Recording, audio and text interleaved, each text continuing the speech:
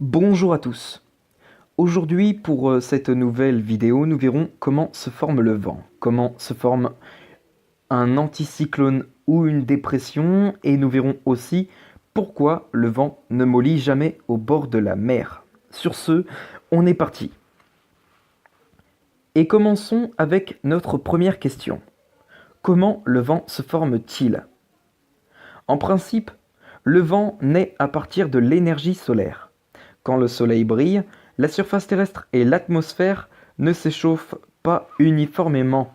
Les surfaces continentales, par exemple, s'échauffent plus que les océans, les déserts plus que les zones à forte végétation, les régions très ensoleillées plus que celles à forte nébulosité. Comme l'air chaud monte et que l'air froid descend, la pression atmosphérique varie d'une région à l'autre. Les zones à plus forte pression atmosphérique sont appelées anticyclones et celles à plus faible pression atmosphérique sont appelées dépressions. Les différences de pression engendrent la force motrice du vent, orientée de l'anticyclone vers la dépression. L'air est donc propulsé de l'anticyclone vers la dépression.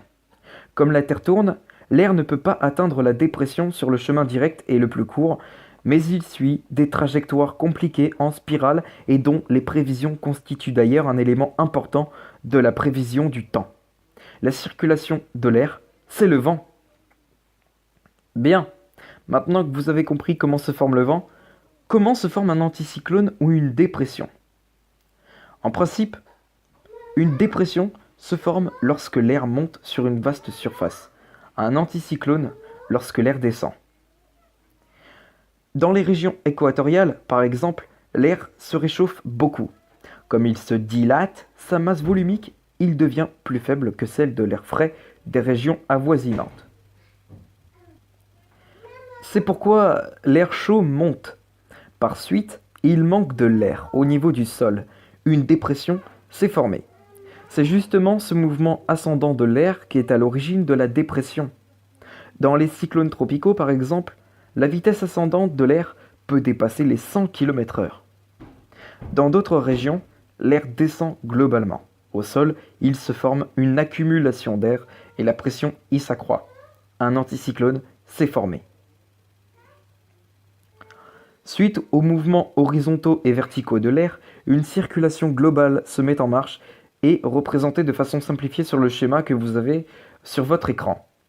Entre les pôles et l'équateur, on reconnaît trois cellules dans lesquelles l'air monte, se déplace en altitude, descend et retourne au point de départ au niveau du sol, créant ainsi un cycle de circulation.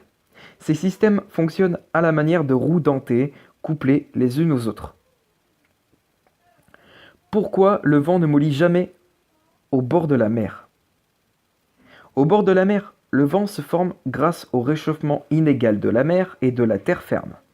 Quand le soleil brille au cours de la journée, la terre ferme et l'air au-dessus se réchauffent plus fortement que la mer et l'air au-dessus d'elle. L'eau a la propriété de ne s'échauffer que relativement peu lorsqu'elle reçoit de la chaleur, au contraire d'autres substances. L'air chaud au-dessus de la terre ferme monte, aspirant ainsi l'air frais au-dessus de la mer. Le vent souffle de la mer vers la terre.